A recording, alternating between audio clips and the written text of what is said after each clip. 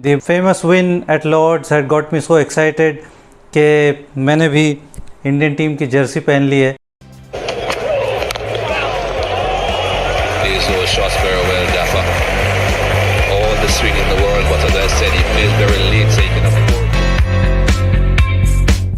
हाय दोस्तों, फिर से एक बार स्वागत है आप सबका मेरे ऑफिशियल यूट्यूब चैनल पर। और क्या कमाल का टेस्ट मैच रहा है। Outstanding victory for the Indian team. चौथे दिन के बाद ऐसे लग रहा था कि शायद इंडियन टीम थोड़ा बैकफुट पे है या कुछ रिस्पेक्टेबल टोटल शायद बन जाए जहां से इंडियन टीम शायद टेस्ट मैच बचा ले या ड्रॉ कर पाए। बट जिस तरह की पार्टनरशिप बुमराह और शामी ने की है, आउटस्टैंडिंग। मेरे ख्याल से इंडियन टेल वैक करना ये हम लोगों को ज़्यादा देखने नहीं मिलता है, क्योंकि अगर हमारी 7 विकेट या 8 विकेट गिर जाती है तो टेल एंडर्स जनरली इतना कंट्रीब्यूट नहीं करते जिस तरह से दूसरी टीमें करती हैं। मे बी इंग्लैंड करती है या मे बी ऑस्ट्रेलिया करती है। बट आउटस्टैंडिंग जिस तरह से बुमराह और शामी ने जो आज सुबह में जिस तरह से परफॉर्मेंस किया है और इंडियन टीम को जो स्टेज सेट करके दिया है, जहाँ पर से इंडियन टीम ने डिक्लेरेशन किया और उसके बाद में वापस आकर टेस्ट मैच जीता। जो 150-151 रन से जो टेस्ट मैच जीता है वो आउटस्टैंडिंग। यही एक मुझे लगता है कि टेस्ट क्रिकेट की खूबी है कि जिस तरह से टेस्ट मैच का पेंडुलम ऊपर नीचे होता रहता है। इंडियन टीम ने फर्स्ट ऑफ ऑल बहुत ही बढ़िया परफॉर्मेंस किया। जिस तरह से पहले इनिंग में एक बड़ा स्कोर लगाया, 364 का स्कोर लगाया। KL Rahul was outstanding. जिस तरह से उन्होंने बल्लेबाजी की, 100 बनाया लॉर्ड्स के ऊपर। रोहित शर्मा ने 83 बनाया। बहुत ही खूबसूरत पारी उन्होंने खेली थी। अनफॉर्चुनेट रहे कि उनका शतक नहीं लग पाया। बट उसके अलावा I think 364 was good enough score. But England ने भी कमाल की वापसी की। Joe Root was outstanding right throughout आउट। जो टेस्ट सीरीज़ अब तक चल रही है, he has been the top scorer in all the innings that he has played for England.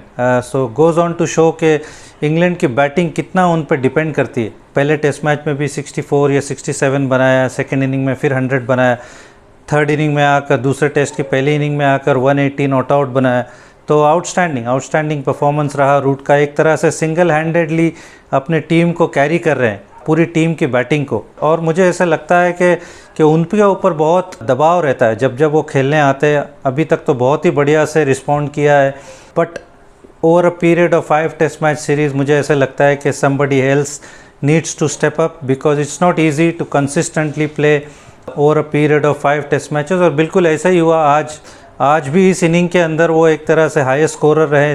33 run उनका कंट्रीब्यूशन रहा, but India manage to get him out and win the test match. 120 run के ऊपर all out कर दिया। So I think overall I feel Indian team has played outstanding over a period of 2 test matches. पहला भी test match मुझे ऐसा लगता है कि Indian team was favorites to win, getting 150 runs on the 5th day with 9 wickets in hand. I think India were favorites to win. They were unfortunate weather की वजह से।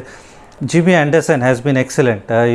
इतने महान बॉलर वो रहे हैं और जिस तरह से उन्होंने इस सीरीज़ में भी बॉलिंग की है is something for the youngsters to learn. और जिस तरह से उनकी लॉन्जेविटी 600 प्लस टेस्ट विकेट्स हो गए हैं और उसके बाद भी आके लॉर्ड्स में अगेन 5 विकेट उन्होंने लिए।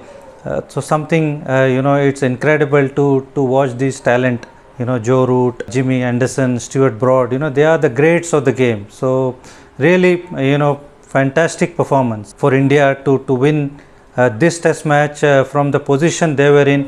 अजिंक्य रहाणे और पुजारा की जो पार्टनरशिप रही 4th डे के ऊपर, I think that was also very very crucial, क्योंकि उनके ऊपर कहीं ना कहीं दबाव बना हुआ था कि उनका परफॉर्मेंस इतना कंसिस्टेंट नहीं है। But they been a fantastic performance for the Indian team over a period of long years. और इस तरह की सिचुएशन से वो गुजर चुके हैं कि जहाँ पर उनके ऊपर प्रेशर होता है कि ये अगर इनिंग या ये टेस्ट मैच में रन नहीं बनाते हैं तो शायद आप ड्रॉप हो सकते हैं।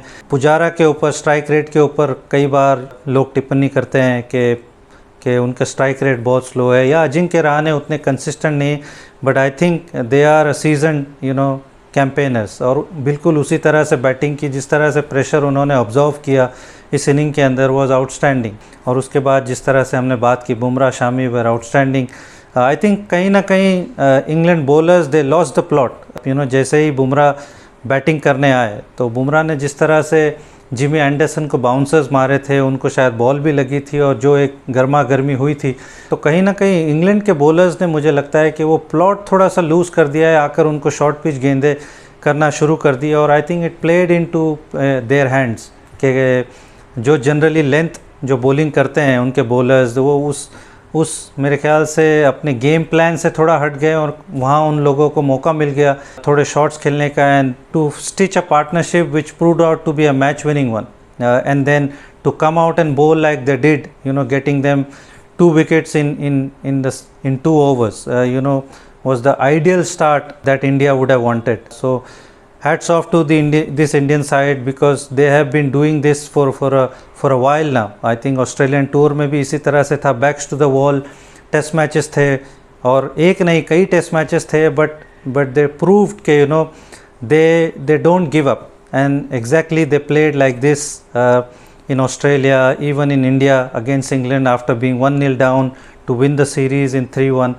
So hats off to this Indian side, they have been outstanding and England will have to recover really fast and sort out their batting more than their bowling, I feel, because they are relying very heavily on Joe Root and somebody needs to step up very quickly, otherwise they look like they're going to go down and India hasn't won a test series for a while, so I think it looks very likely that this Indian team is going to dominate the next test match and probably even further in this series. So can't wait for the third test match to start.